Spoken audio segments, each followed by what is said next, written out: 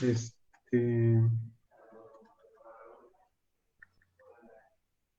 buenos días, Fati. Buenos días, Stacy.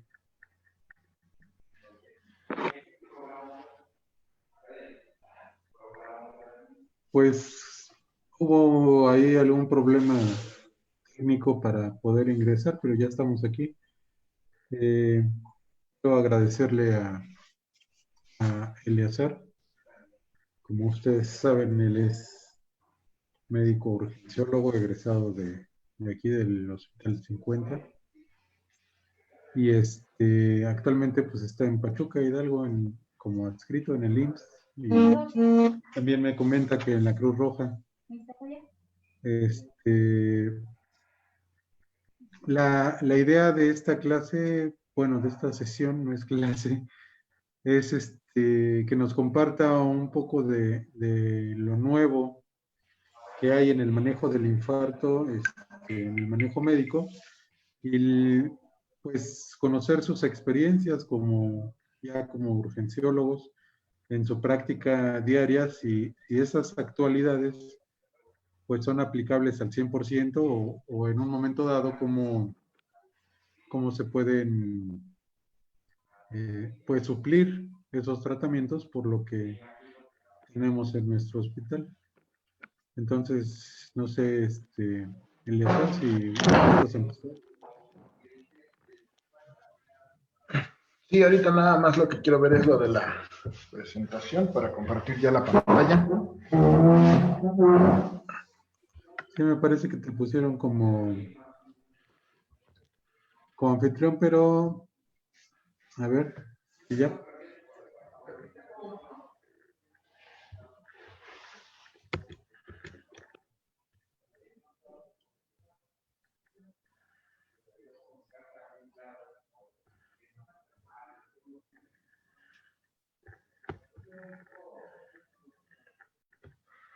Ya creo que ya se pudo, no sé Ándale, si la ven. ahí se ve.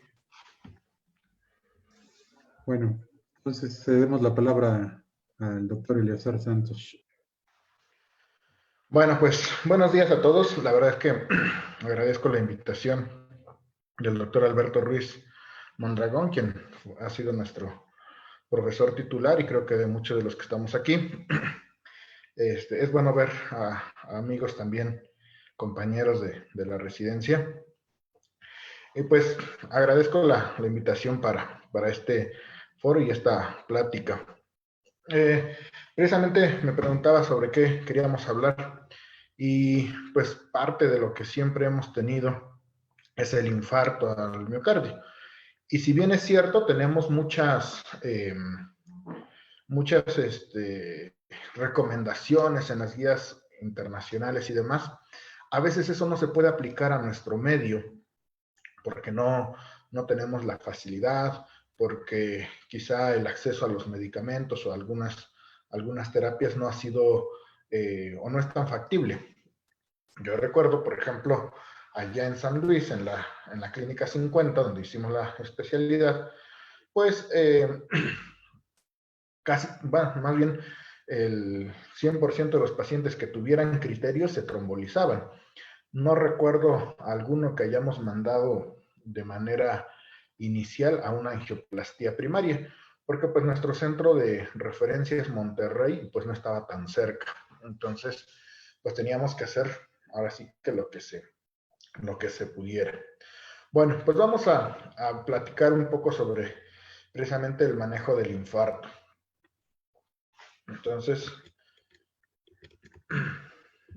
bueno, pues ¿qué son bueno, a manera de introducción ya sabemos qué son los síndromes coronarios.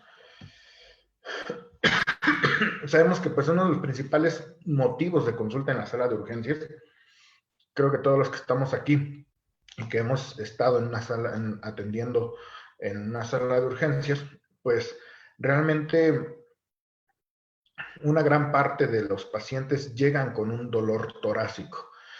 No todos estos pacientes van a tener infarto o van a tener algún síndrome coronario agudo, pero sí es uno de los motivos de consulta muy frecuentes. El infarto agudo al miocardio pues sigue siendo la primera causa de muerte en ancianos y la segunda en población general aquí en México. Entonces realmente es una tasa alta, una incidencia muy alta y pues tenemos que seguir teniendo en cuenta.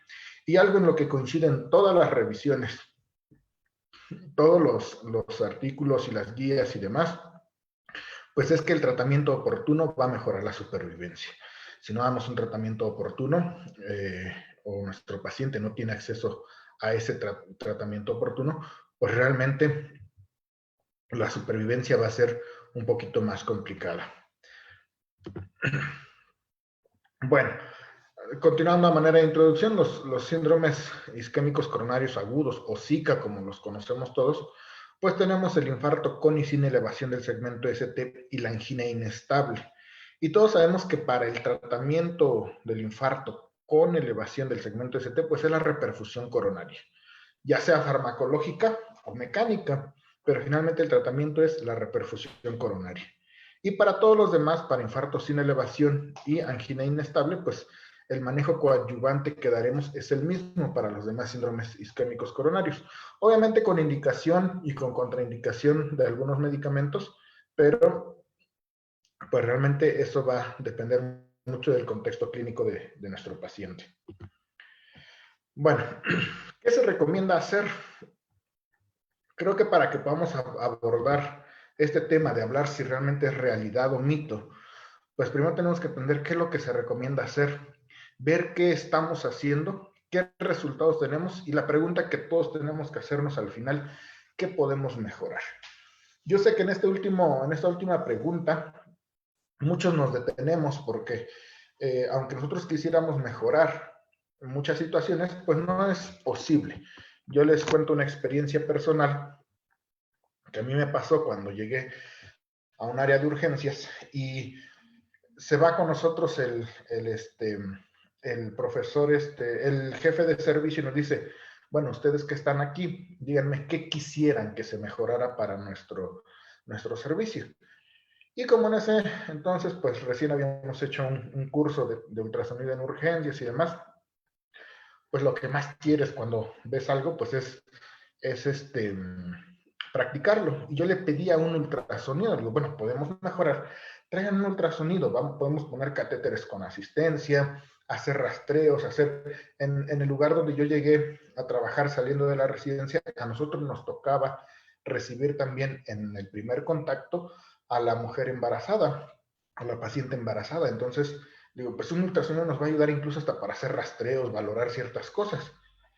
Y la respuesta que a mí me dieron fue, te traemos el ultrasonido, pero ya no quiero que me soliciten ningún ultrasonido de urgencias. Entonces, así como que, bueno, oiga, no, son cosas diferentes, no es lo mismo un ultrasonido en la sala de urgencias que un ultrasonido que tiene sus otras indicaciones, ¿no? Entonces, a veces en ese que podemos mejorar, todos nos vamos a enfrentar con ciertas trabas o líos administrativos, o a veces por cuestión de recursos, ¿no? Aunque esté la intención, no hay el recurso y no se puede hacer. Pero bueno, vamos a ver esto. Tenemos varias guías que nos van a dar un manejo para lo que es el infarto agudo al miocardio. Tenemos las guías europeas, en la cual nos dice, bueno, nos establece tiempos, desde que se inicia la llamada, desde que se inicia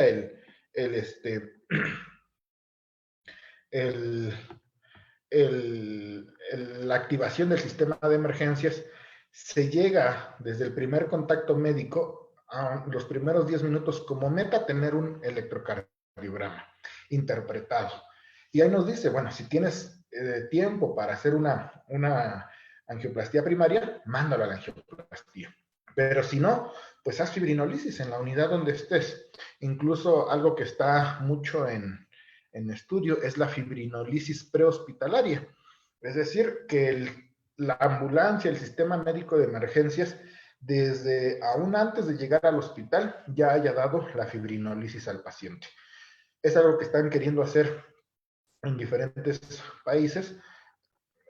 Pues aquí en México no se habla todavía de eso, pero es algo que ellos están intentando hacer, dar fibrinolíticos. Se les da un checklist a los paramédicos para ver si tiene una contraindicación para el uso de fibrinólisis y pues darlo. Y todo va a depender si el primer contacto médico es un centro sin sala de hemodinamia o si es un centro con hemodinamia. Si es eso, pues se va a preferir siempre la angioplastía primaria como primera opción al tratamiento farmacológico. Y obviamente aquí nos marca dos cosas, que son los factores determinantes, que es el retraso del paciente en pedir ayuda, en identificar los síntomas y el retraso del sistema médico, ¿no? De todo lo que es el sistema sanitario.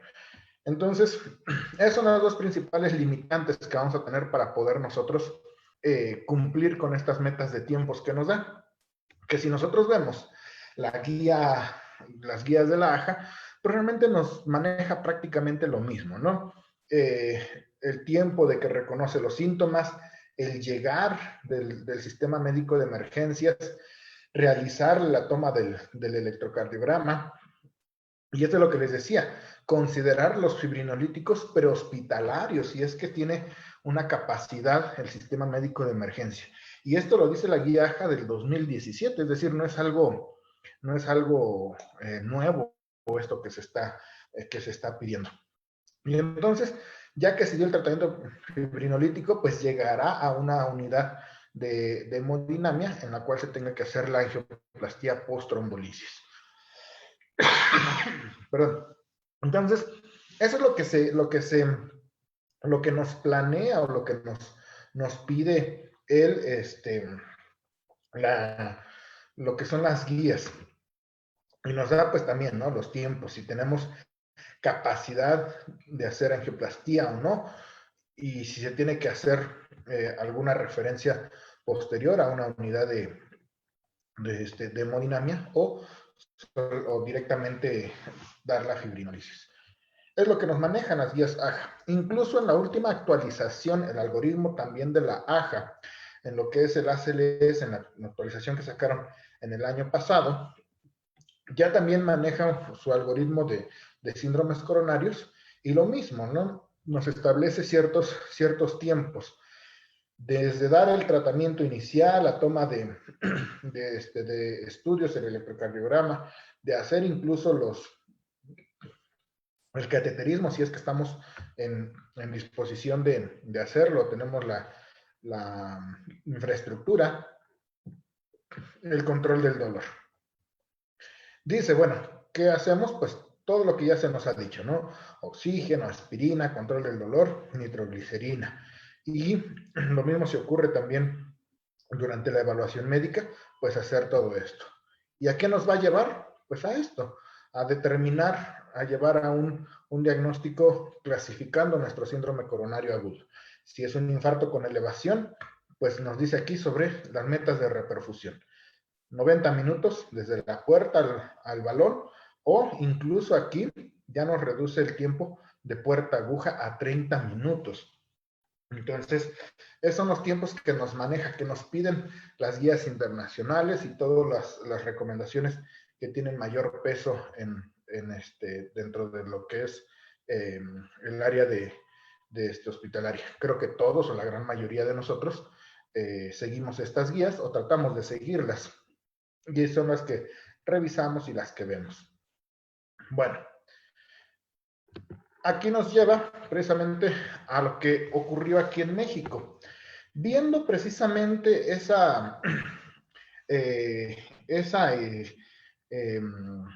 esos protocolos, esos algoritmos que se han estado realizando en diferentes países, pues en México se estableció precisamente la estrategia de código infarto. Ya tiene tiempo también que se inició y que de hecho inició como un programa piloto en el Centro Médico Nacional Siglo XXI, que fue donde se estableció precisamente este programa de código infarto y que después se extendió a todo el sistema de salud. ¿Qué fue lo que hicieron en código infarto? pues establecieron este algoritmo que es muy, bueno, basado en lo que son las guías del 2017, en la cual también establecían un tiempo meta para hacer una angioplastía primaria o una terapia fibrinolítica. De hecho, aquí lo que se pedía es que se tuviera también un tiempo puerta aguja de 30 minutos. ¿Para qué? Para poder nosotros hacer la terapia de reperfusión, bajo la premisa de que el tiempo es miocardio, es decir, entre mayor tiempo de isquemia pase, mayor riesgo de complicaciones. Entonces, esto es lo que se intentaba hacer, que se pudiera hacer en la gran mayoría, de tratar de ofrecerle al paciente una oportunidad para tener una mejor calidad de vida y una mayor sobrevida. ¿Qué se obtuvo? Bueno, en esta estrategia que hicieron, se incluyeron 1,227 pacientes cuando fue como un grupo piloto, y lo que hicieron fue precisamente identificar, pues obviamente, todas las variables que tenía. Perdón. Pero lo que más querían ellos checar era esto. ¿Qué pasaba antes del código infarto y qué pasaba después de establecer el código infarto? Lo que se vio aquí es que se mejoró de 92 contra 72 minutos el tiempo puerta aguja y el tiempo puerta balón de 140 a 90 minutos. Creo que a todos nos ha tocado estar en unidades de tercer nivel, donde tienen salas de hemodinamia. Y por ejemplo, a mí me tocó rotar en Monterrey, en la UMA 34, donde ahí lo que hacían era precisamente, llegaba un paciente con un código infarto, prácticamente el área de atención continua lo único que hacía era preparar al paciente y subirlo. No sé exactamente cuál era el tiempo puerta balón, pero por lo menos en el área de admisión continua, el paciente no estaba ni 10 minutos esperando la preparación del paciente. Es decir, lo único que se hacía era prepararlo, canalizarlo, corroborar que tuviera la tricotomía necesaria, que los accesos vasculares estuvieran permeables, y se subía directamente a la sala de hemodinamia. Entonces, lo que se mejoró mucho fue esto. Se mejoró mucho el tiempo en lo que fue puerta balón. ¿Qué fue lo que se vio? Bueno, antes de la estrategia código infarto, podemos ver que la mayoría de los pacientes recibían una terapia fibrinolítica con fármacos. Y posterior al código infarto hubo un aumento en los pacientes que recibieron una intervención coronaria percutánea. Obviamente seguimos teniendo, y no ha cambiado mucho, el número de pacientes que no reciben un tratamiento de reperfusión. Y como le veíamos en las guías de la Sociedad Europea de Cardiología, es que esa parte del retraso del tiempo es en su gran mayoría atribuida al paciente. Ahorita vamos a ver un poco más de eso. Pero la estrategia código infarto mejoró muchísimo en cuestión de lo que es el número de cateterismos o de intervención coronaria percutánea, a tal grado que incluso el de fibrinolisis no mejoró tanto. Entonces, disminuyó mucho. Se prefirió dar angioplastía primaria en lugar de fibrinolisis. Es decir, aumentó la intervención coronaria percutánea, disminuyó la terapia con fibrinolisis y disminuyó también un poco lo que es los pacientes no reperfundidos. No sé ustedes qué experiencia han tenido en esta situación de código de infarto, pero por ejemplo acá nosotros en el hospital que nos recibe a nosotros los pacientes de código de infarto es el Hospital de La Raza, el Centro Médico Nacional La Raza. Tenemos un chat de código infarto y un número telefónico. Hablamos por teléfono, nos canalizan al Hospital de La Raza, nos contesta alguien y nos hace las preguntas básicas, habituales de un paciente con síndrome coronario, y nos preguntan siempre sobre el ACME, el momento, el tiempo que lleva de isquemia a nuestro paciente. Si está dentro de ventana trombolítica y no lo hemos trombolizado, nos piden que le enviemos los electrocardiogramas por vía WhatsApp, que para eso es el chat. Y ellos ya nos contestan, den tratamiento con trombolisis y envíenlo a la brevedad, ¿no? Entonces, la verdad es que a nosotros sí ha mejorado mucho esa estrategia, ha mejorado, ha habido una muy buena mejoría en cuestión de eso. Incluso nos sirve, por ejemplo, si tienes duda diagnóstica, así como que me queda duda si sí está elevado el ST, no está elevado, estará bien, estará mal, nos queda esa duda, bueno, pues lo que ellos hacen es precisamente aclararnos esas dudas. Y en lo personal, a nosotros nos ha funcionado muy bien. Casi nunca hemos encontrado que nos rechacen algún paciente. Incluso a veces cuando hay dudas nos dicen, eh,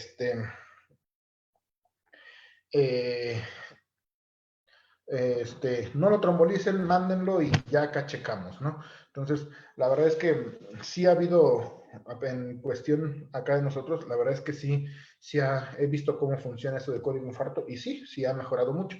Quizá el único pero que yo le pondría es que muy pocas veces nos dan seguimiento. A veces nos retroalimentan, nos mandan una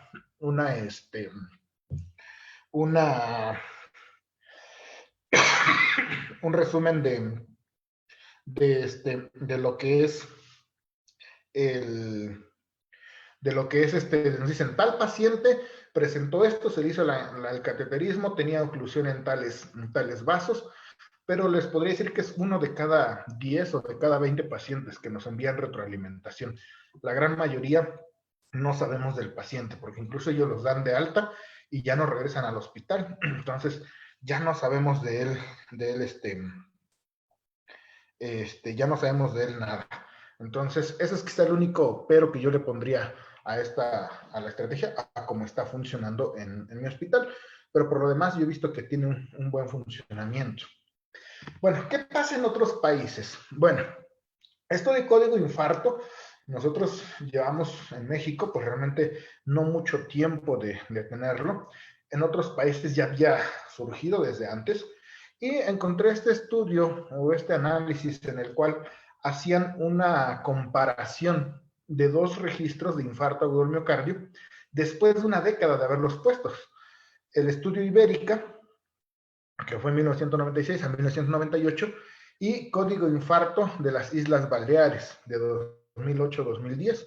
Es decir, ellos iniciaron Código Infarto 10 años antes. Entonces llevan una década con esto y bueno, pues desde el 2000 prácticamente llevan poniendo todos estos datos. Y me llamó la atención este estudio porque compara una unidad donde no tienen acceso a la angioplastía primaria y prefieren obviamente dar la trombolisis contra una unidad que tiene acceso a la angioplastía primaria. ¿Qué es lo que encontraba? Bueno, esta es la tabla donde recolectan los datos. Vemos que realmente no la distribución de pacientes fue muy homogénea, pero lo que llama la atención de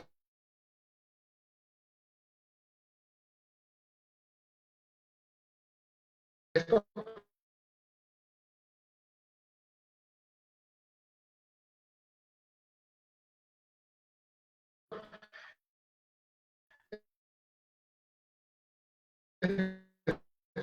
mira, los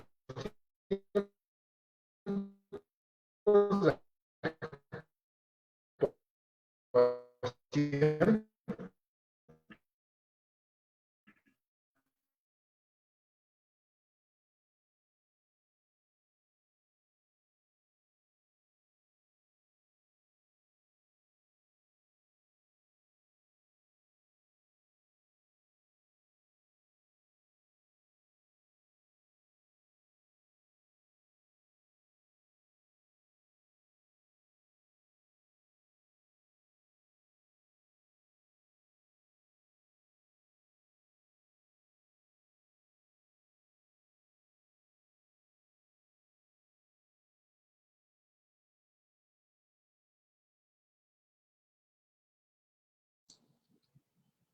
Hola, doctor Luis Mondragón.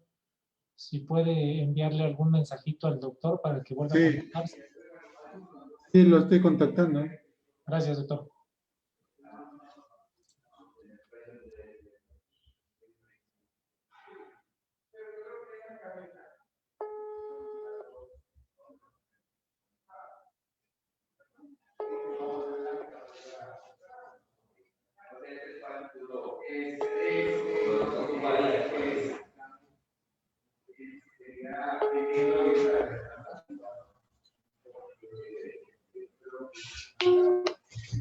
Te perdimos, amigo. Sí, no sé qué pasó, de repente me desconectó esto. Bueno, muy bien. Entonces nos quedábamos en el análisis de Sí, aquí las estamos. características de los hospitales. Bueno, retomando lo que estábamos, en estos dos estudios, como decía, hicieron la comparativa. En los dos comparan la eficacia de lo que es el estudio, de lo que fue la implementación de la estrategia de código infarto en una unidad donde se opta más por la fibrinólisis contra otra unidad donde se opta más por la angioplastía primaria. Y se dan cuenta, los números de pacientes fueron muy similares, aunque aún así, por ejemplo, en las Islas Baleares, 93 pacientes fueron sometidos todavía a fibrinólisis, mientras que en el estudio Ibérica, más de la mitad fueron sometidos a fibrinólisis y muy pocos, solo 4 pacientes, fueron sometidos a angioplastía primaria, mientras que en el de Islas Baleares la gran mayoría fue a angioplastía primaria, 72%. ¿Qué es lo que tuvieron? Bueno, veamos aquí tan solo en lo que es la mortalidad a 28 días. Prácticamente se mantiene muy baja, 12.2% contra 7.2% en los pacientes. Es decir, realmente aquí nos marca una diferencia de un 5% de la mortalidad, pero son cifras muy similares y siguen siendo muy bajas. ¿Qué pudiéramos decir aquí? Que probablemente el preferir la trombolisis contra la angioplastía primaria, pues como que no arroja mucha diferencia. Entonces, si nosotros tenemos acceso a fibrinólisis, pues está bien darlo. Si no, pues podemos, tenemos angioplastía, pues dar angioplastía, lo que tengamos que dar. ¿Qué pasa aquí? Bueno, otro estudio que se realizó, que era presente sobre angioplastía primaria, y ponen enfrente con lo que es fibrinólisis en pacientes que están alejados de un centro de hemodinamia. ¿Qué es lo que hicieron? Bueno, fue un estudio prospectivo a 5 años, y lo que evaluaron fueron a pacientes que estaban con infarto agudo al miocardio, pero que estaban a más de 50 kilómetros de distancia de una unidad con hemodinamia. Integraron un total de 584 pacientes, cuales 194 con angioplastía y 390 con fibrinólisis. Hola. Que el tiempo puerta balón fue de 160 minutos, el tiempo puerta aguja en promedio fue de 30 minutos y la mortalidad en angioplastía primaria fue a un 12.2% frente a un 7% en pacientes con fibrinólisis, y fue estadísticamente significativo. Esto fue lo que se obtuvo. Vean, la supervivencia fue incluso un poco mayor en la fibrinólisis que en la angioplastía primaria. ¿Esto qué quiere decirnos? Que si nosotros tenemos a la mano dar fibrinólisis y nos queda más lejos la hemodinamia, y a lo mejor en ese tiempo de traslado le estamos dando otra hora a nuestro paciente, pues mejor dale fibrinólisis al paciente y trátalo. Entonces vas a mejorar mucho la supervivencia, que fue lo que ocurrió con este estudio que realizaban. Perdón. Otro estudio que encontré fue el ensayo Gracia 4, basado en otros 3 ensayos previos, Gracia 1, Gracia 2 y Gracia 3, en el cual comparaban la angioplastía primaria contra la angioplastía posfibrinólisis. Es decir, ¿qué les iba mejor al paciente? ¿Al que lo metías directamente a angioplastía o al que primero le dabas tratamiento fibrinolítico y después le hacías la angioplastía? Bueno, pues ellos no encontraron diferencias entre estos pacientes sometidos a la a la intervención coronaria percutánea primaria contra los que sí tenían intervención coronaria post-fibrinolisis. No hubo diferencias. No encontraron reducción de mortalidad en el reinfarto, en la necesidad de cirugía de revascularización, en hemorragia y rehospitalización. Prácticamente se puede decir que no hubo diferencia ninguna. ¿Qué concluyeron? Que pues dentro de las primeras 12 horas, ambas estrategias, dar angioplastía primaria o angioplastía primaria post-fibrinolisis, son estadísticamente similares. Y bueno, realmente entonces, partiendo en el punto de esto, podemos decir que si nosotros tenemos un acceso a dar angioplastía primaria, pues lo demos. ¿Por qué? Porque si a lo mejor llega nuestro paciente con un tiempo de 2 horas y nuestra unidad de atención queda a otra hora, más los retrasos administrativos, más todo lo demás, pues realmente eso nos va a generar a lo mejor 1 hora y media o hasta 2 horas en enviarlo a la angioplastía. Entonces, si nosotros tenemos la oportunidad de dar fibrinolisis, podemos dar fibrinolisis a nuestro paciente. Sería a lo mejor bueno si considerando el tiempo de traslado de nuestro paciente. Algo que a nosotros nos pasa muy frecuentemente, tenemos un paciente candidato a fibrinolisis y que pudiera ser candidato a angioplastía primaria. Lo presentamos, nos lo aceptan, pero pues el paciente se tiene que ir en ambulancia de alta tecnología, con médico de traslado, con equipo completo, médico, enfermera. Y en lo que se genera todo el trámite, porque nuestro hospital no tiene ambulancias de traslado, entonces la ambulancia es subrogada, llega de una empresa privada, en lo que se genera que la subrogación, que todos los demás, si nuestro paciente tenía 1 hora de isquemia, termina teniendo 2 o 3 horas de isquemia hasta la angioplastía, cuando a la hora nosotros pudimos haber dado un tratamiento de reperfusión coronaria. Entonces, creo que realmente si nosotros vemos estos estudios y si nosotros tenemos la fibrinolisis, hay que considerar siempre todos esos tiempos de retraso en la atención que pudieran ser atribuibles al paciente o bien atribuibles al sistema mismo, que en este caso pues es todo lo administrativo. Y bueno, creo que todos sabemos sobre la elección del medicamento de fibrinolisis o de reperfusión. ¿Cuál le vamos a dar a nuestro paciente? Hay muchas revisiones sobre si es mejor el tecneteplase o el alteplase. ¿Cuál dar? Bueno, encontré esta revisión, es un metaanálisis, en la cual incluyeron 5 estudios clínicos controlados, o ensayos clínicos controlados, de 7 reportes, bueno, generando 7 reportes. Y al final no concluyen diferencias en mortalidad, en reinfarto, en choque cardiogénico, en hemorragia intracraneal, en EBC o en los flujos TIMI. Y la única diferencia que se encontró fue en la tasa de sangrados, pero son sangrados menores. Estas son todas las gráficas que nos presenta ese estudio. Estos son los 5 estudios que incluyeron. Estos ensayos, pues lo que vemos es que realmente no hay diferencia entre el uso de TNK o de RTPA.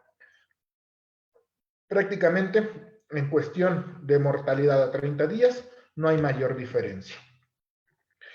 En la tasa de reinfarto tampoco hubo diferencia significativa.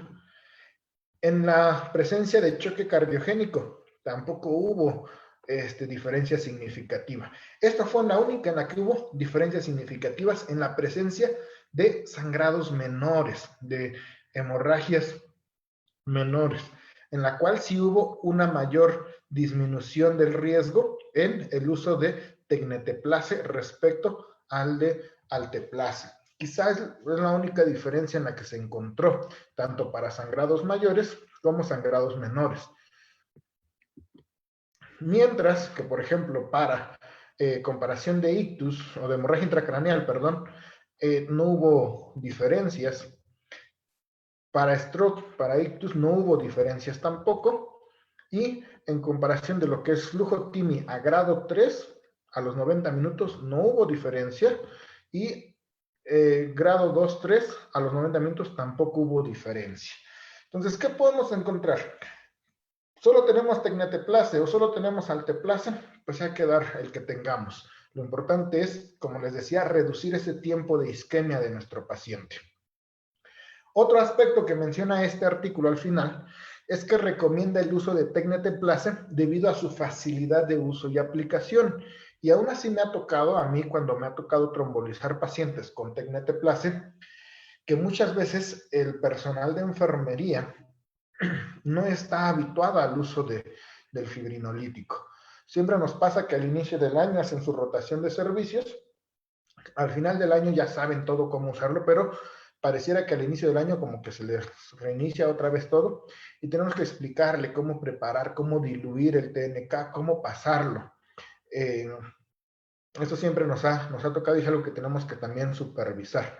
Pero finalmente es muy fácil usar el Tecneteplase debido a la dosificación, incluso que es más sencilla respecto al Alteplase, que tenemos que fragmentar las dosis. Entonces, si tenemos Tecneteplase, pues mucho mejor. En el hospital donde yo estoy preferimos usar el Tecneteplase por su facilidad de aplicación y porque a veces nos dicen, ya envíenlo y si en ese momento está la ambulancia disponible, pues ya lo enviamos. No podemos enviarlo mientras esté perfundiendo el Alteplase. Entonces, por eso es que preferimos nosotros la dosis de embolo del Tecneteplase en comparación con la del Alteplase.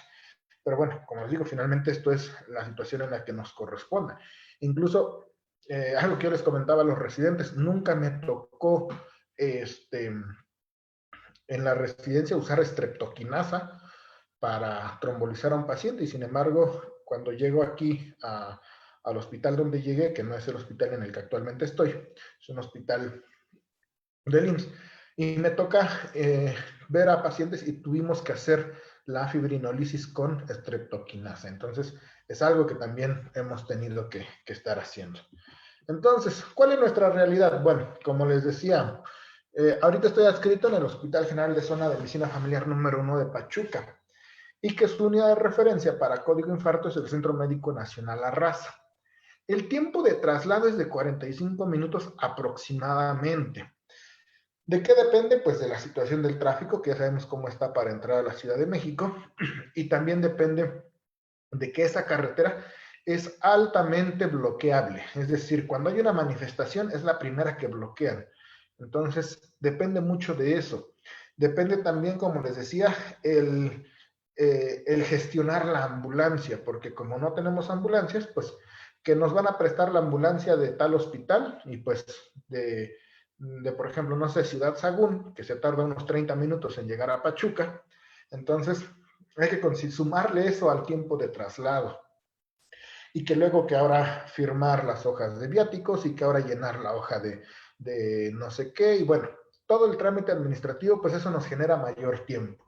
Por eso es que nosotros preferimos al 100% de nuestros pacientes que presentan datos o que están dentro de ventana terapéutica, darles trombolisis con Tecneteplase, considerando que pues aunque estemos a una unidad relativamente cerca de nuestra unidad de hemodinamia, pues a estos 45 minutos hay que sumarle el tiempo que ya pasó el paciente en solicitar la atención.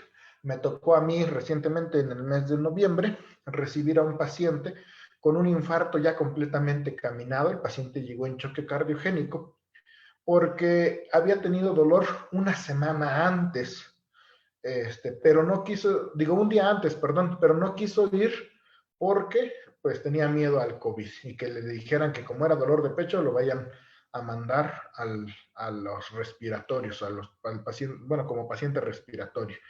Ese fue el problema por el que el paciente no quiso acudir a solicitar atención hasta que ya llegó completamente grave.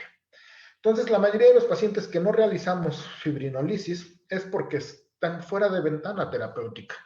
La gran mayoría, pues, es por causas atribuibles al paciente. No tengo números exactos porque, por desgracia, no existe un registro de pacientes atendidos por IAN en urgencias. Yo le solicitaba a mi jefe de servicio si teníamos algún dato y me dice, pues te puedo dar nada más los que se mandan como código infarto. Dice, pero son los únicos que te puedo dar porque tenemos las hojas de subrogación de ambulancia y de todo lo demás, pero no te puedo dar de quienes llegaron, que no se atendieron y todo lo demás. No hay un registro tal cual. Ahorita, dentro de los residentes que están, uno de ellos está haciendo precisamente este registro de infarto agudo al miocardio, y pues parte de eso pues está haciendo, valorando precisamente las causas por las cuales el paciente no acude o no llega en tiempo, y bueno, el tiempo que tarda en solicitar ayuda. Entonces son las principales causas de retraso. Esa es nuestra realidad, siendo sinceros. Bueno, hablamos hasta aquí de fibrinolisis y de lo que es la estrategia de código infarto. Pero ¿qué pasa con el resto del tratamiento? ¿Qué pasa con los demás pacientes, con los demás, con el que ya no fue candidato a trombolisis, con el que llegó con angina inestable o con el que llegó con un infarto sin elevación del segmento ST? ¿Qué hacemos con el tratamiento? Pues el objetivo de esta revisión era precisamente ver las actualidades en cuanto al manejo. Entonces, vamos a ir desglosando rápidamente en el tiempo que nos queda. Vamos a ver lo que es parte del manejo del paciente del manejo coadyuvante al paciente con infarto. Y empezamos con el oxígeno. Yo creo que a todos nos han dicho, desde que yo, por ejemplo, cuando iba en la escuela de medicina, nos decían, el tratamiento del infarto, MONA, ¿no? Morfina, oxígeno, nitratos y aspirina, independientemente de la fibrinolisis o la angioplastía primaria. Era lo que nos daban, lo que nos decían siempre. Bueno, del oxígeno. Algo que incluso nos lo dice también la guía de práctica clínica mexicana, es que la indicación rutinaria de suplementar oxígeno, pues ya está contraindicada, no debería de ser de manera rutinaria. Una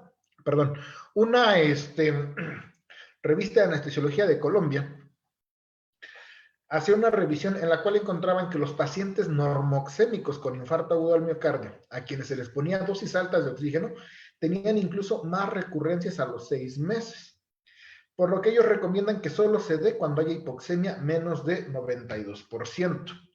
Hay una revisión más actual que se encuentra en la British Medical Journal y que nos habla precisamente sobre el uso de oxígeno, y no solamente en pacientes con infarto agudo al miocardio, lo habla de paciente crítico.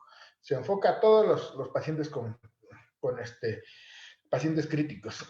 Y nos recomienda aquí, obviamente se enfoca a pacientes no neumópatas, pacientes que van por cualquier otra cosa, no por problema pulmonar. En este caso, la recomendación la hace a paciente con enfermedad, con enfermedad cardíaca. Nos dice que si la saturación está por arriba del 96%, no nos demos oxígeno a nuestro paciente.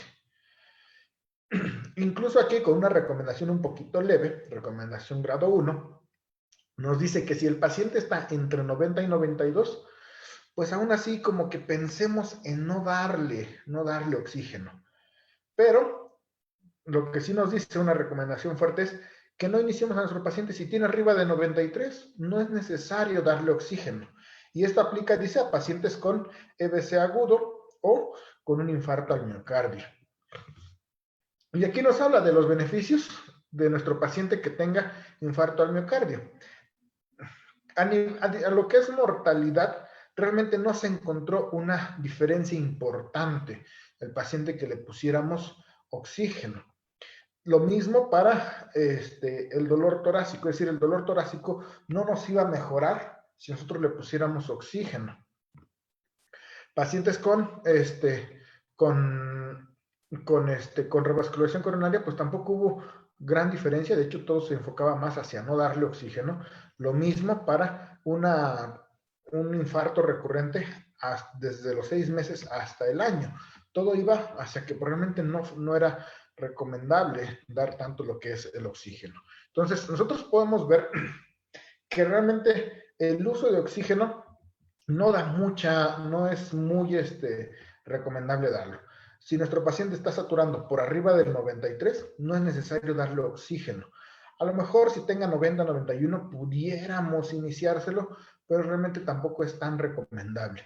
Lo ideal es dárselo a partir de que esté ya completamente hipóxico. Aunque aquí la recomendación es leve, la recomendación como tal, arriba de 93, e incluso si tiene 96, pues suspenderle el oxígeno.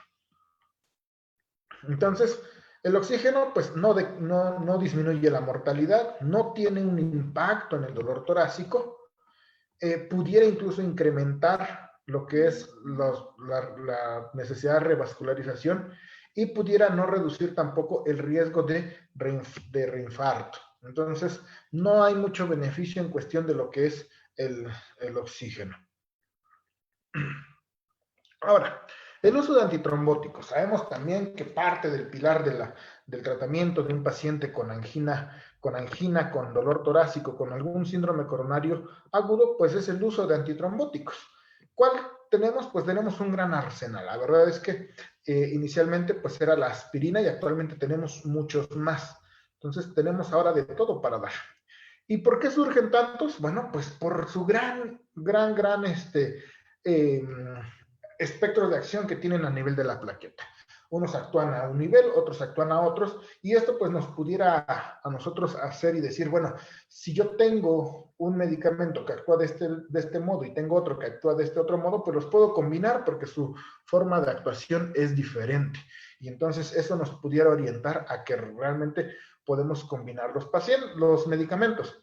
Pero realmente, ¿mejora el combinar tantos antiagregantes plaquetarios o no mejora? Entonces, todos sabemos que la aspirina, un inhibidor no selectivo de la ciclooxigenasa, pues es la base del tratamiento antiplaquetario. Hasta el momento, incluso lo recomiendan las guías españolas, con un nivel de evidencia 1A, es decir, una recomendación completamente fuerte, que tras la administración de un evento agudo se debe de usar indefinidamente. ¿Por qué? Porque reduce hasta un 30% los eventos clínicos, obviamente a una dosis de antiagregante plaquetario.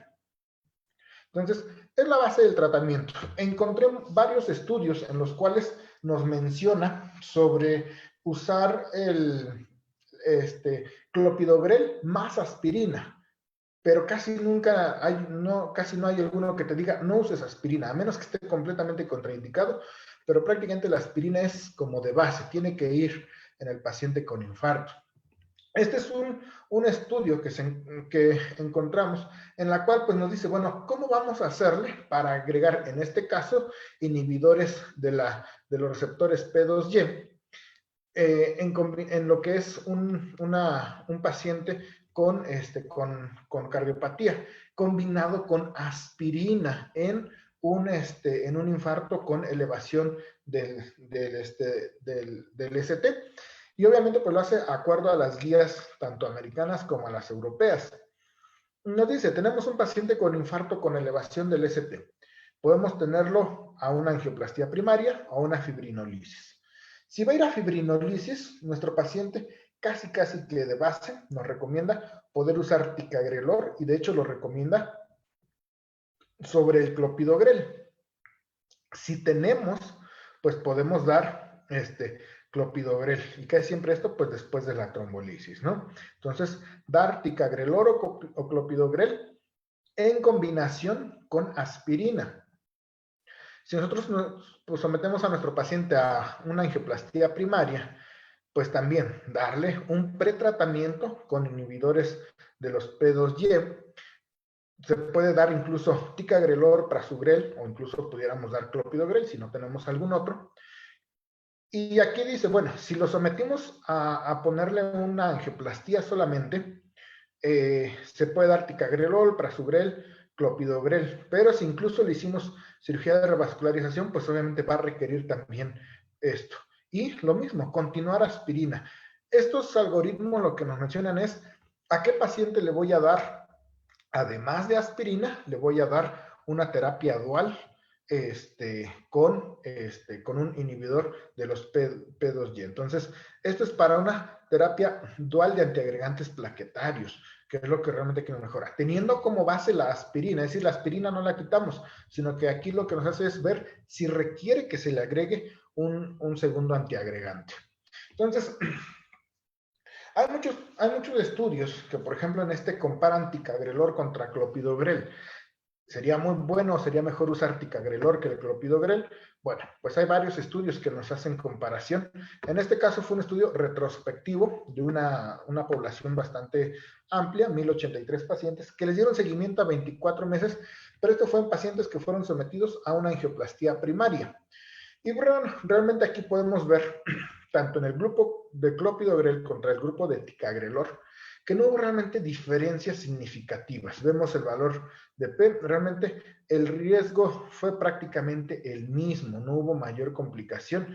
Donde hubo mayor diferencias fue quizá a lo mejor en el grupo de eventos cardiovasculares y cerebrales adversos mayores, pero aún así fue un grupo, digamos, no tan amplio, pero sí es donde hubo mayor diferencia. Es decir, la combinación de ambos, bueno, la combinación de uno de estos medicamentos con aspirina, a lo mejor nos predisponía un poquito más a esto, pero finalmente el objetivo de este estudio, ver si el ticagrelor o el clopidogrel, cuál de los dos era mejor, pues realmente no hubo diferencias en ninguno de ellos. Podemos usar cualquiera de los dos sin mayor problema. Y vemos aquí, lo único que hubo un poquito de diferencia fue en los eventos adversos cardiovasculares y cerebrales mayores con lo que es el clopidogrel, que tuvo menor tasa de estos, el ticagrelor. Entonces, hubo menor evento en estos, o por ejemplo, de todas las causas de mortalidad, pues también fue mejor el ticagrelor. Aunque en lo que es reinfarto al miocardio, probablemente no hubo tanta diferencia. Entonces, quizá aquí lo único que pudiéramos decir es que el ticagrelor tiene cierta ventaja porque disminuyó el riesgo de eventos cardiovasculares y cerebrales contra el clopidogrel, y así lo mismo también para, en cuestión de mortalidad, un 2.4% menos. Pero, pues, realmente en todo lo demás no hubo mayor diferencia. Prácticamente los grupos se mantuvieron muy homogéneos. Aquí podemos ver, por ejemplo, trombosis del stent, prácticamente fue similar. En lo que es la revascularización del vaso fue también lo mismo. Y para presencia de stroke, pues igual, no hubo mayor complicaciones.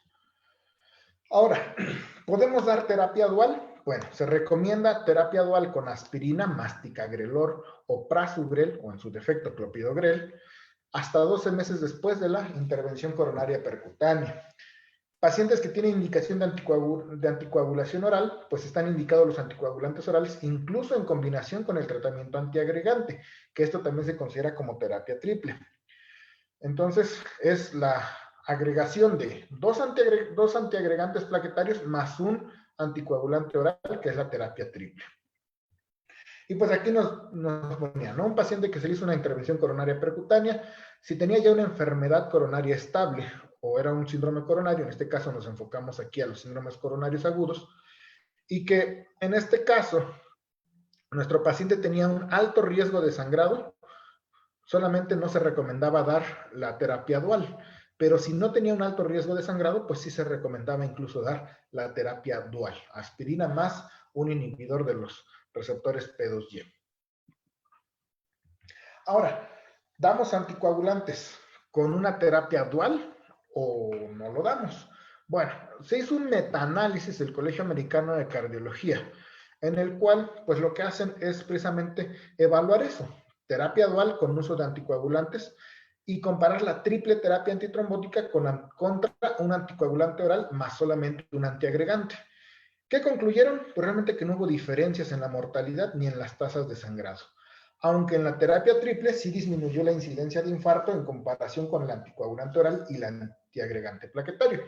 Es decir, sí mejoraba un poquito en cuestión de lo que es el uso de dos antiagregantes más un anticoagulante oral. Este es otro estudio en el cual usan a los NACOs, los nuevos anticoagulantes orales, apixaban, rivaroxaban, dabigatran, en cuestión ahora con lo que es en el contexto de un paciente con síndrome coronario agudo. Y tenemos aquí pues varios estudios que se realizaron, en la cual probablemente el porcentaje de todo esto, pues en cuestión de lo que es la seguridad, es decir, la presencia de efectos de sangrado y de todo lo demás, realmente no hubo mayor diferencia. ¿Qué es lo que ellos tenían? Bueno, que un nuevo anticoagulante oral más una terapia dual sí tenía un riesgo de hemorragia clínicamente significativa y solamente una reducción mínima de los eventos cardiovasculares mayores o eventos adversos cardiovasculares mayores. Mientras que la terapia de un anticoagulante oral con un solo antiagregante plaquetario no reducía el riesgo de estos eventos o de hemorragia. Prácticamente, pues, el uso de un anticoagulante oral más 2 antiagregantes sí tiene un riesgo de hemorragia y reducía muy poquito la aparición de los eventos cardiovasculares mayores. Entonces, aquí lo que tendríamos que hacer, pues evaluar bien al paciente que va a requerir una terapia con anticoagulantes para ver si realmente es necesario o no dársela. Entonces, ¿qué pacientes van a requerir usar un anticoagulante oral? Pues a los que tienen colocación quizá de stent más una alteración estructural, valvulopatías, fibrilación o cosas así, que serían los pacientes que tendrían que llevar un esquema de anticoagulación oral más los antiagregantes plaquetarios. Bueno, y las interacciones medicamentosas. Yo recuerdo que a mí me dijeron alguna vez, no le pongas omeprazol porque disminuyes la absorción de los antiagregantes plaquetarios. Ponle ranitidina. Pero resulta que ya nos prohibieron la ranitidina y nos la quitaron de circulación. ¿Qué hacemos? Bueno, pues hay que tener en cuenta que los pacientes que tienen un Zika, la mayoría ya va a tener polifarmacia. Paciente que está tomando su medicamento para el colesterol, para la diabetes, para la hipertensión, y que ahora le vamos a agregar los medicamentos para prevenir infartos o para reinfartos. Bueno, pues las guías ES y la AJA, ambas recomiendan el uso de un inhibidor de la bomba de protones en pacientes que tengan alto riesgo de hemorragia gastrointestinal. Entonces, se recomienda precisamente eso, inhibidor de bomba de protones, no inhibidor de los receptores de histamina 2. Entonces, es un inhibidor de la bomba de protones. ¿Cuál? Pues realmente no hay mayor mayor beneficio con uno u otro, podemos dar el que sea. Si el más accesible es el omeprazol, pues se los podemos dar. En Finlandia hicieron un estudio observacional en el cual utilizaron pacientes que ya tenían Zika y pues pudieron ver qué interacciones farmacológicas iba a ocurrir.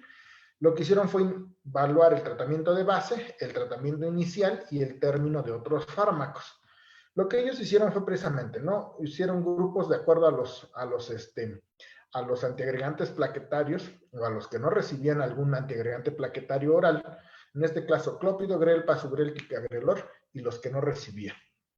Y prácticamente se dieron cuenta que los pacientes tomaban todo esto, una estatina, un betabloqueador, un IECA o un ARA2, un bloqueador de canales de calcio, nitratos, fibratos, hipoglucemiantes orales, insulina, inhibidores de la bomba de protones, receptores inhibidores de los receptores H2, AINES, inhibidores de la recapturación de serotonina o incluso warfarina. Entonces, imagínense un paciente que ya toma todo esto y que le estamos agregando pues ahora más medicamentos. Entonces, ellos lo que hicieron fue precisamente ver eso, ¿no? Cuántos habían iniciado tal medicamento. Por ejemplo, la estatina, que fue de los que más se les iniciaba junto con beta bloqueadores a los pacientes. Ellos ya tenían tratamiento de base el 25%. A 503 se les descontinuó, pero a la gran mayoría se les agregó ese medicamento. Entonces, la verdad es que predominan los medicamentos que se le agregan a un paciente que de por sí ya toma muchos medicamentos. ¿Qué encontraron? Pues que la warfarina y el ibuprofeno son los que más se usaron y que producían interacciones farmacológicas, sobre todo el riesgo de hemorragia, sobre todo los que tenían antiplaquetarios orales. Y aquí usaron más el omeprazol y esomeprazol en pacientes tratados con clopidogrel, aunque realmente existen alternativas disponibles para protección gástrica y ellos incluso recomendaban en pacientes geriátricos usar famotidina, que es pues un inhibidor de los receptores de histamina. Bueno, y el tratamiento hipolipemiante. ¿Qué vamos a hacer con este paciente que ya tiene su que ya tuvo su síndrome coronario agudo, ¿le damos o no le damos sus hipolipemiantes, sus estatinas? Bueno, pues tanto las guías AJA como las guías europeas, pues nos dicen que realmente sí han demostrado importantes beneficios. Por lo tanto, lo que recomiendan es dar estatinas independientemente de la concentración de colesterol. Es decir, no necesitamos una determinación de colesterol sérico para darle estatinas a nuestro paciente. Si nuestro paciente no tolera las estatinas por los efectos adversos, pues nos recomiendan dar ezetimiba. Eso sí, no mencionan fibratos en lo que es el manejo hipolipemiante. Hubo un estudio que está publicado en la revista de Nueva Zelanda, en la cual precisamente hacían la distribución de los pacientes a los que se les daba estatinas o no. El más utilizado, pues en este caso, era la atorvastatina, pero una dosis de 40 miligramos, ¿no? Entonces aquí lo que hacían era atorvastatina de 40 con simvastatina y atorvastatina de 80, o a los que no se les daba o se les daba una dosis baja, o de plano a los que no recibían. Entonces, dice, antes de la admisión, probablemente la mayoría no tomaba estatinas. Posterior o inicio temprano, la gran mayoría se les iniciaba alguna combinación de estatinas, y al final, ya de lo que es después, al final en el alta, la mayoría se iba también con uso de estatinas. Entonces, ellos analizaban esto, ¿y qué es lo que encontraban? Que 8 de cada 10 pacientes se les dio una estatina de alta intensidad al egreso del paciente, pero solo el 36% recibió la dosis recomendada. Es decir, se les daba estatinas, pero no se les daba la dosis que tenía que ser. Y a 1 de cada 5 pacientes dado de alta que se les dio estatina, no la estaban recibiendo. Es algo que yo recuerdo que siempre nos decían en la residencia. Si indicas un medicamento, verifica que se lo estén aplicando. Y no solamente en nuestras indicaciones de los pacientes hospitalizados, sino también en un paciente que se va de alta, porque nosotros le decimos, bueno, va a hacer esto, esto y esto, y no se los damos o no les especificamos en el alta. A mí me ha tocado ver muchos pacientes que vienen, por ejemplo, de una unidad de tercer nivel que los dan de alta, y lo único que dice es, se les da receta por medicamentos, pero no te dice qué medicamentos les dieron. Y cuando le preguntas al paciente, ¿y qué medicamento le dieron? No, pues me dieron como 5 pastillas, pero no sabe ni siquiera qué medicamento es. Entonces, siempre especificar y verificar que efectivamente se le esté dando el tratamiento que reciban. En los pacientes que serán sometidos a ICP, se recomienda una dosis de carga 4 veces de la dosis habitual.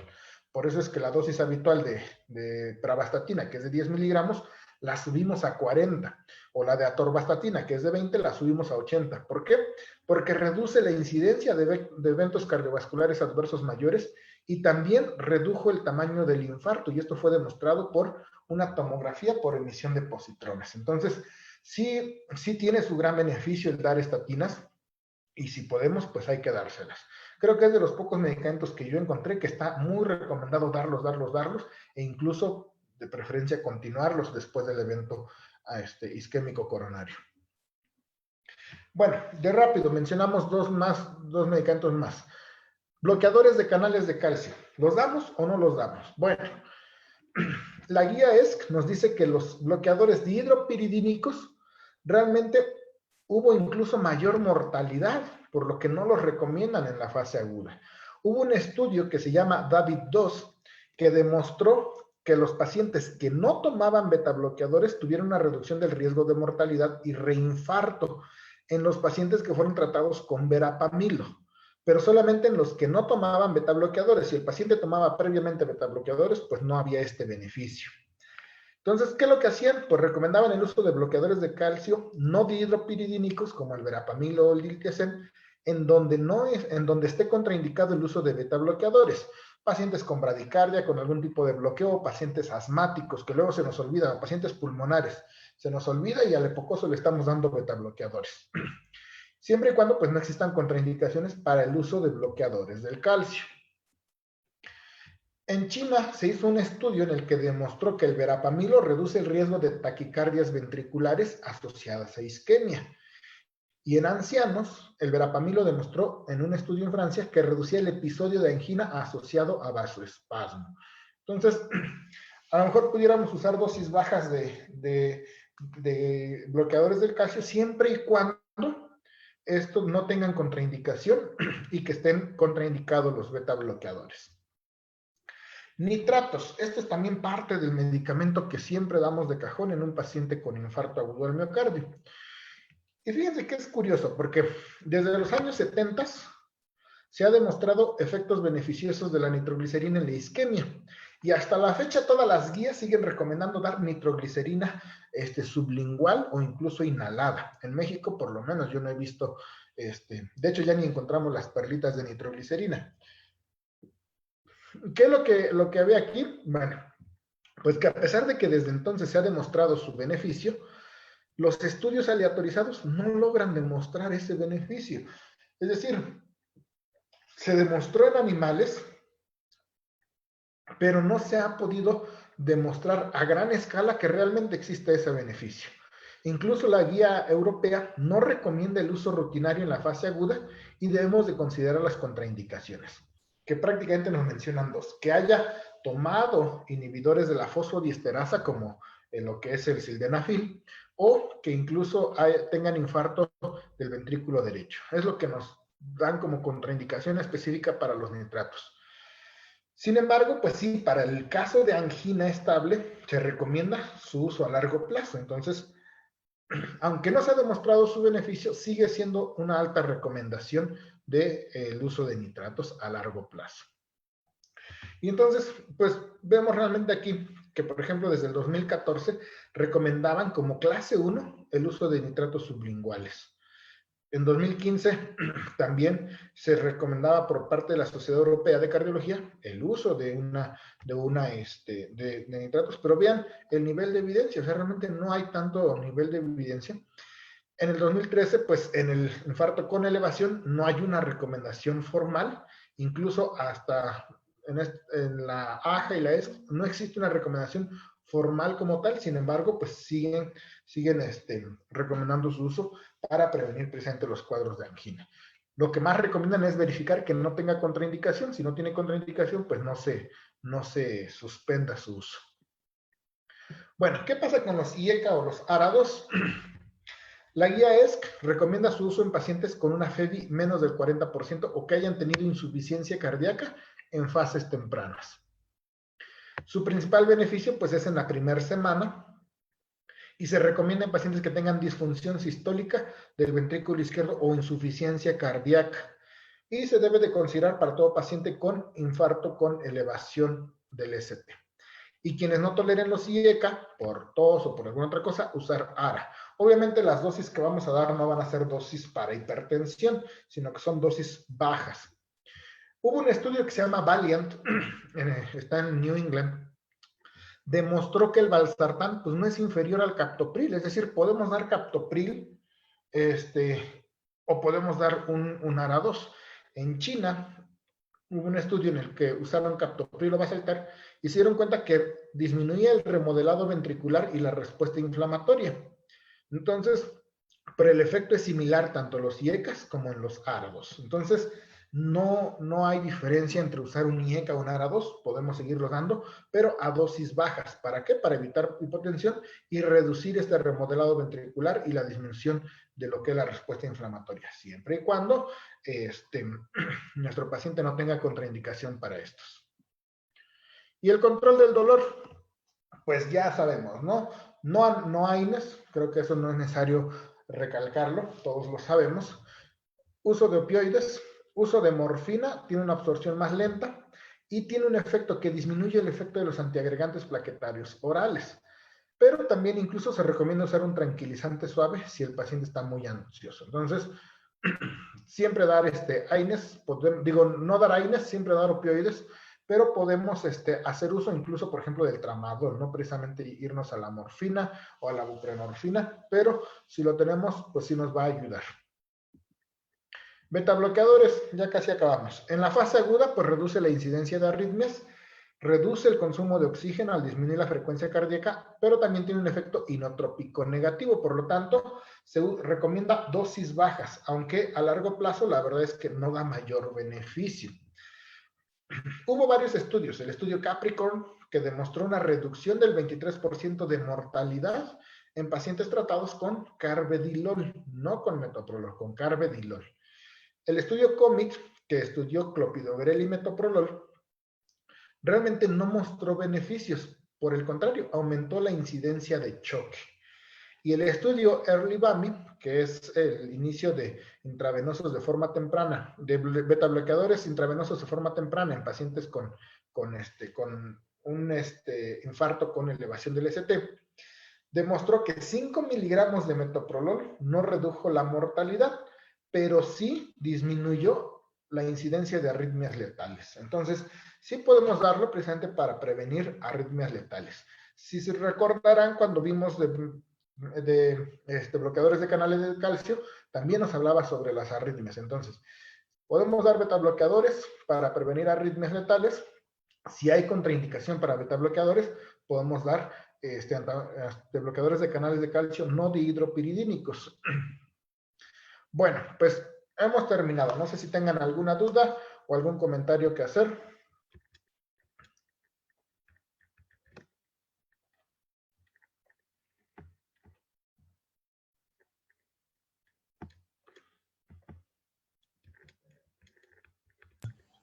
Pues gracias, Eliezer, muy ilustrativo, muy actual, toda la información que nos presentas. Entonces, pues no sé, yo quisiera preguntarle a nuestro foro, ¿qué tan lejos del centro de trabajo tienen el cateterismo? Porque bueno, me dices que son 40 minutos, yo no te creo. 40 minutos son más en la Ciudad de México, pero bueno, no sé en Jalisco qué tan factible, o si en el hospital donde trabajas, Stacy, se tiene la angioplastía.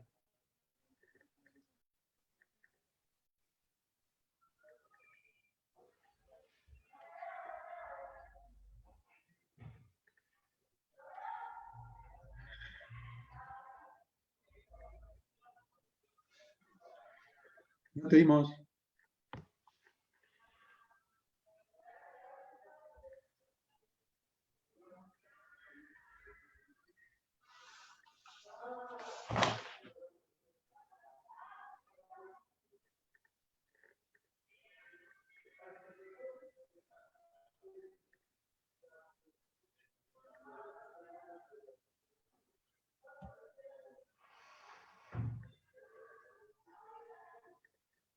Ah.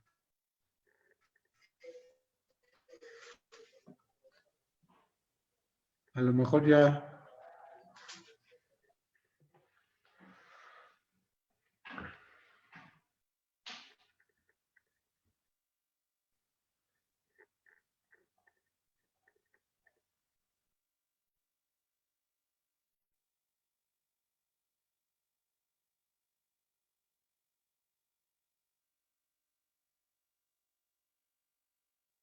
A lo mejor ahí ya te podemos oír, sí.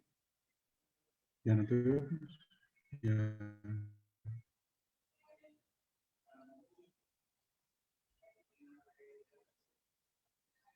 No, creo que no.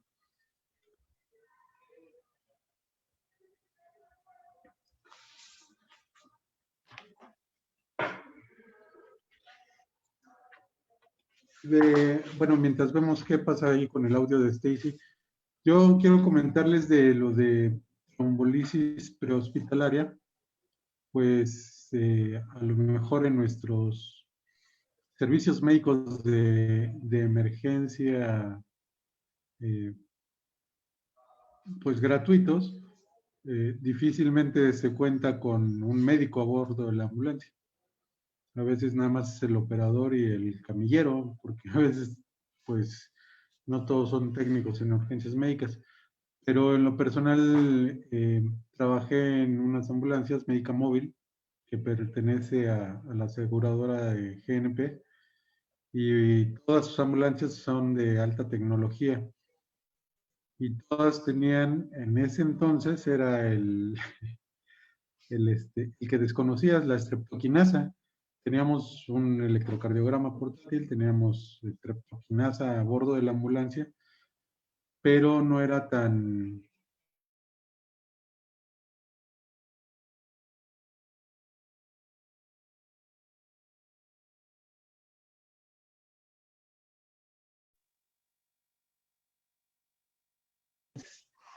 Pero sí es a nivel particular, y es otra de los puntos que quería abordar, porque a nivel institucional, bueno, pues nos formamos en un hospital, pues, que atiende grandes cantidades de pacientes, que es Seguridad Social.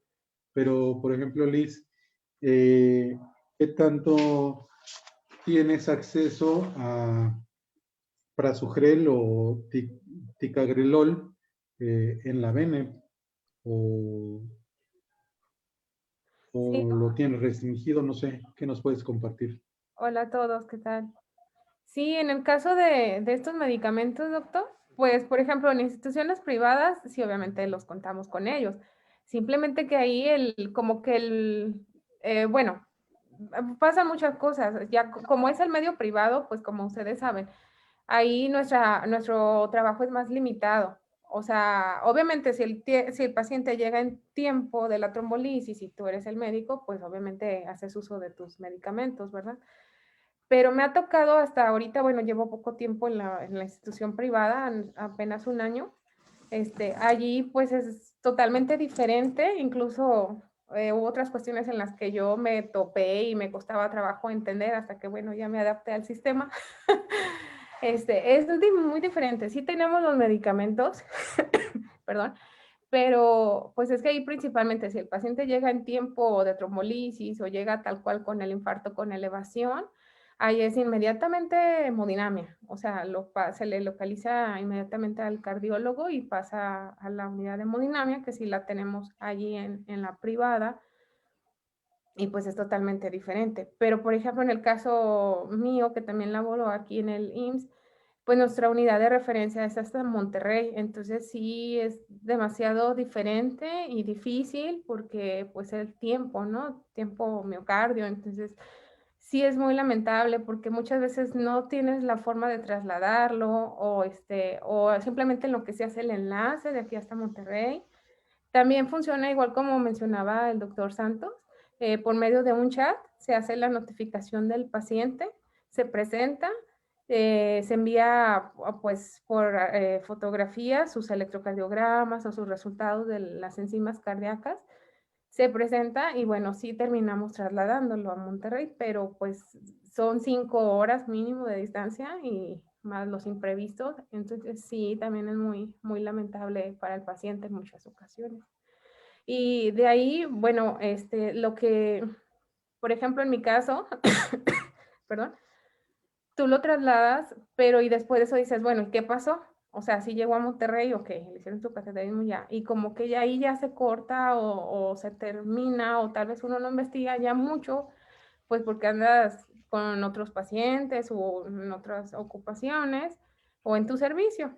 Entonces ya como que el seguimiento al paciente pues ya se pierde porque dices, bueno, ¿y cómo salió? O a las 24 horas, ¿cómo está? O sea, en lo posterior como que ya no hay seguimiento. O simplemente a veces también ya no encuentras al directivo que también está ocupado en sus actividades y también dices, bueno, pues para preguntarle si sabe algo del paciente, cómo sigue o cómo va, o sea, también el seguimiento, pues es lo que se pierde un poco. Uh-huh. Gracias. Sí, es un punto que a lo mejor por la cercanía, ¿no? que tiene Eleazar, pues el traslado es más factible e incluso siento yo que ponen menos trabas para recibir a los pacientes. Pero, por ejemplo, en Mancera, que nosotros referíamos a siglo XXI, y trombolizabas al paciente, te decían, pues ya para qué me lo mandas. Necesitas, ahí tienes terapia, trátalo ahí, y si se complica, ya me lo mandas. Sí. Entonces, pero si no se trombolizaba al paciente, pues no era tan complicado la recepción. Yo considero que bueno, primero, al ser nuestra referencia a 6 horas de aquí, no es la primera elección la angioplastía, porque pues todavía no se supronga. Digo, a medio privado, pues ya nos pusiste claro que tú estás viviendo las dos caras de la moneda, ¿no? Así es. Del tratamiento, y creo que eso nos complementa como especialistas, aunque sí te entiendo las limitaciones que de pronto hay en la medicina privada. Así. Que me permite el comentario.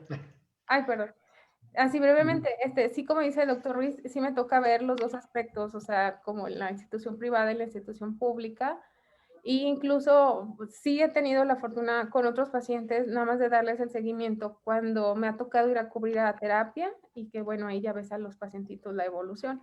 Ya pasaron por el cateterismo, la trombolisis, pero a veces son otros pacientes, ahora diferente, que no lo recibiste tú desde el inicio, nada más fuiste, no sé, a cubrir o a hacer un turno o algo, y pues ya le das el seguimiento. Ahí es cuando me ha tocado ver los seguimientos, pero pues ya nada más es como retrospectivo, ya lees todo el expediente, cuando empezó, qué síntomas y todo. Esa es como la parte del seguimiento que me ha tocado, perdón, que me ha tocado darle. Perdón, doctor Santos. Sí, claro. Sí, de hecho lo que yo les quería comentar Y por también. ejemplo, Fati, ¿mande? Es que quería hacer un comentario precisamente respecto a eso de la Sí. medicina privada. Aquí, por ejemplo, Cruz Roja, no sé cómo se maneja en otras delegaciones, pero acá, pues Cruz Roja, hospitalización es meramente privado. Todo lo prehospitalario es gratuito, pero lo que es hospitalización es completamente privado. El problema es que, por ejemplo, muchos en esa cuestión, pues tienen la idea de que Cruz Roja no es, o sea, es como público y casi gratuito, ¿no? Y llegan muchos, me ha tocado recibir pacientes ahí con infarto agudo y que les decimos, pues, el tratamiento es pero pues necesitamos que compre el fármaco, ¿no? Ya cuando les das la receta por el trombolítico y lo van a cotizar, pues dicen, no, pues mejor nos vamos a otro lado. Entonces, pues eso también es incluso parte del retraso de la atención. Y pues que por desgracia existe, a pesar de que, como les digo, sí estamos cerca nosotros de una unidad con hemodinamia, a veces el paciente llega ya muy limítrofe.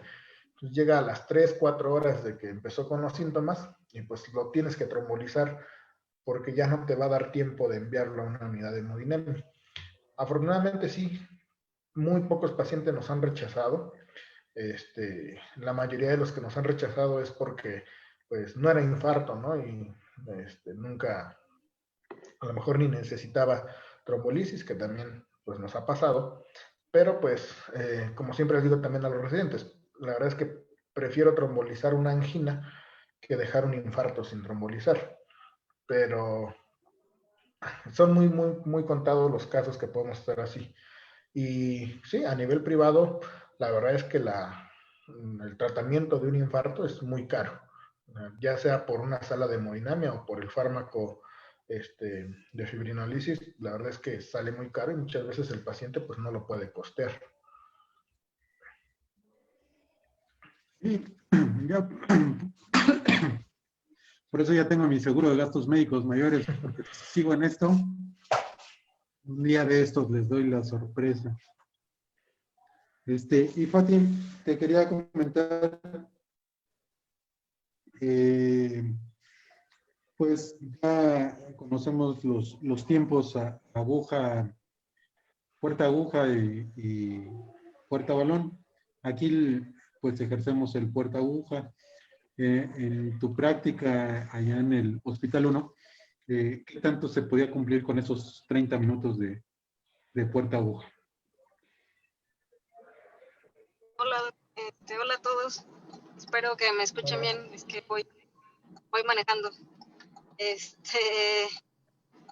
Sí. Pues en realidad no se cumplía del todo, porque creo que dentro de las cosas más importantes que mencionó Eleazar es que muchos de los pacientes no llegan dentro del tiempo establecido, ¿no? No sé, de los pacientes que me ha tocado a mí trombolizar en el hospital 1, pues solamente 3 llegaron en puerta aguja. Y les fue relativamente bien. De esos 3, bueno, que a mí me tocó, los 3 los refería a Monterrey. Y bueno, uno sí hizo choque cardiogénico y aún así no lo aceptaron, o sea, y obviamente se fue traslado con enfermera y médico, pero llegó al hospital, al hospital 34, y pues al parecer le fue bastante bien. Me tocó, como lo que decía Liz, que en pocas ocasiones podemos dar el seguimiento a esos pacientes. Me tocó recibir a ese paciente que hizo el choque cardiogénico precisamente. Me tocó recibirlo cuando regresó de Monterrey y le fue bastante bien. Digo, quedó con bastante secuela y una fe reducida, pero el simple hecho de saber que tu trabajo tuvo un efecto benéfico y que actuaste de la mejor manera es muy satisfactorio, ¿no? Entonces, pues básicamente... Y esa creo que es la esencia del médico y en general pues de medicina de urgencias, que bueno, en este caso fue un seguimiento que se le pudo dar, pero en el servicio nosotros estamos acostumbrados a ver respuestas inmediatas y creo que eso nos motiva a seguir en esto de las urgencias. Me comenta Stacy, es otro punto que no habíamos tomado en cuenta. Dice que la unidad de hemodinamia la tienen a 20 minutos. El problema es que no tienen ambulancia. Entonces la subrogan y la ambulancia tarda en llegar 30 a 40 minutos. Entonces, pues sí, a ellas, al contrario de lo que me decían a mí, pues les piden primero trombolizar. Finalmente, todos los caminos del algoritmo de código infarto, pues llevan finalmente a la angioplastía, ¿no? Entonces, pues es un punto, pues diferente que a mí no se me habría ocurrido, ¿no? Este factor, así como el que comenta Eleazar de que, pues sí, atendemos, pero tráete el medicamento y, pues, a ver, primero para conseguirlo, porque si no se encuentra en similares. Yo no he tratado de comprar Strepto o RTPA, pero yo creo que debe ser en alguna farmacia especializada, algo así, ¿no? Acá lo consigue la farmacia del hospital y pues obviamente lo da también a sobreprecio, entonces... Ah, ok. Hábilmente. Sí. Muy bien. Tenía por aquí otros puntos. Bueno, un comentario en relación al omeprazol, que yo creo que ya se imaginarán por dónde va. Aquí todos los pacientes en urgencias son considerados con alto riesgo de sangrar, ¿no? Pero bueno, son oleadas. Y otro comentario también como a medida anecdótica, porque sí, pues está escrito mantener tranquilo al paciente, pero aquí también llegó a pasar que daban al paciente porque estaba muy inquieto y acababa intubado, ¿no? Por el uso de las benzodiazepinas. Entonces, pues son nada más anécdotas. Ahí se tenía que mantener tranquilo al urgenciólogo, doctor. Porque... Más bien. Exacto. No sé, Eleazar, si nos quieras compartir alguna otra situación. Pues creo que lo que les comentaba del paciente, me tocó verlo como en octubre, noviembre. Un paciente que tenía dolor torácico, pero que no había acudido por miedo a que lo mandaran precisamente al triage respiratorio. Y cuando llega, pues llega ya en choque cardiogénico, ¿no? Como les digo, siempre están las trabas administrativas y a veces las trabas que incluso los mismos médicos ponemos. Porque pues a pesar de que llegó fuera de ventana trombolítica, pues era un paciente que ameritaba una unidad de cuidados coronarios. Era un paciente que teníamos que llegó con choque cardiogénico, que lo ideal era pues pasarlo a una intervención coronaria y pues probablemente seguir su cuidado en una unidad de cuidados coronarios. Lo presentamos a código de infarto, nos lo aceptaron, nos dijeron sí, mándenlo, con todas las precauciones que se deba. Obviamente el paciente iba con aminas, iba iba intubado, llevaba sedación, llevaba todo. Y pues lo único que necesitábamos era una ambulancia que tuviera un equipo, que fuera una ambulancia de terapia intensiva, para poder trasladarlo. Quizá a veces lo más difícil es obtener el folio de traslado y en este caso ya lo teníamos. Acá en el hospital tampoco tenemos ambulancia, entonces quien nos da las ambulancias generalmente es una empresa que se llama Médica del Futuro o algo así, que lleva terapia intensiva en sus unidades. Bueno, son ambulancias de terapia intensiva, pero esa ocasión, no sé por qué razón, el apoyo lo consiguieron de una unidad hospitalaria de aquí mismo del estado. Y dijeron, no, pues en una hora más tardar llega la ambulancia por el paciente para que ya lo traslade.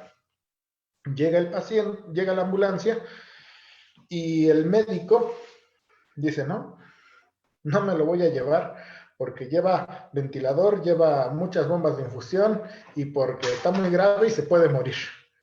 Y nosotros, pues sí, está muy grave y se puede morir, por eso le estamos trasladando para ofrecerle algo. Y ese fue el problema. No hubo, bueno, acabó el turno de nosotros de la tarde. El médico llegó como a las 6 de la tarde. Nosotros nos fuimos, eran 8:30, y el paciente seguía en el área de choque, esperando a que convencieran al médico de que se lo llevara. Y pues al otro día llegamos al hospital y el paciente ahí seguía, o sea, no se trasladó por cuestiones, pues ni siquiera administrativas, eran más cuestiones, no sé, del médico que no quería llevárselo. Realmente son situaciones que luego a veces, aunque tú digas, estoy haciendo todo por este paciente, ya le hice todo lo que se podía hacer, y el paciente pues no se puede, no lo podemos trasladar por situaciones así, ¿no? Entonces son cosas que también tenemos que tener mucho en cuenta y que, pues, en este caso a nosotros nos pasa, nos ha llegado a pasar. ¿Y qué crees? Que cuando estabas describiendo que llevaba todo y que todo bien, te iba a decir menos médico, como a Sí. manera de WhatsApp, pero creo que sí, fue real. Qué barbaridad. Sí, No fue sé, algo Liz, que si nos quisieras pasó. comentar algo más. Doc, a lo mejor también habría que tomar en consideración, digo, lo que decía él, que no acudió el paciente porque lo iban a mandar a COVID, pero en ocasiones, en la actualidad, algunas presentaciones del COVID se dan primero con afecciones cardíacas, ¿no? O neurológicas, pues, pero me tocó un caso muy cercano de una compañera en el Hospital 1, que su papá empezó con angina y se infartó, pero resultó ser que tenía COVID aparte. O sea, la presentación inicial fue el infarto, pero fue secundario al COVID. Entonces, Sí, esa situación ahorita está muy, muy difícil. En Soledad, pues nos han llegado pacientes que porque desaturan ya es COVID, pero pues ves que es edema agudo pulmonar por una emergencia hipertensiva. Sí me han tocado también infartados que como empezaron con disnea, entonces pues no, nos enfrentamos a todo ese tipo de situaciones actualmente. sí, claro. ¿Algún comentario adicional?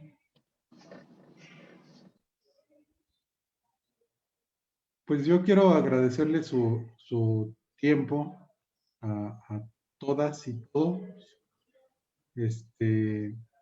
Pues esta fue la primera reunión de exalumnos, gracias a un esfuerzo pues de la Universidad de San Luis Potosí, el foro interinstitucional en el que todos han participado, pues se está tratando de ampliar y una de esas eh, ramas que se están buscando, pues es esta convivencia.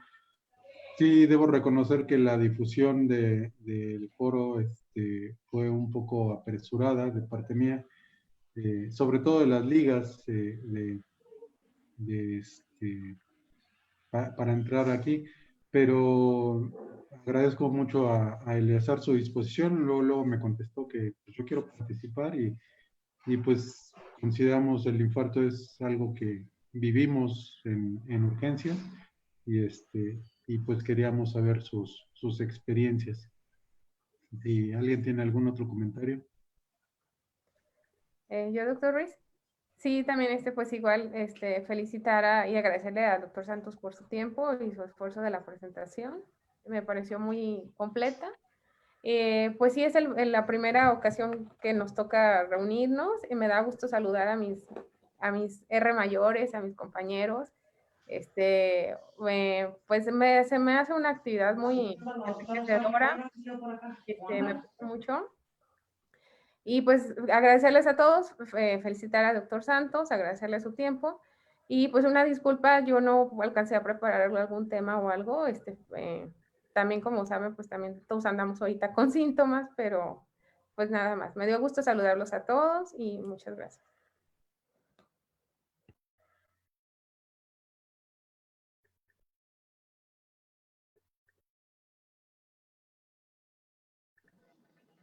Bueno, pues les agradezco nuevamente su participación y si no hay más, pues seguimos en contacto por otros medios como hemos estado y pues reiterarles que a todos los considero mis compañeros, colegas y amigos.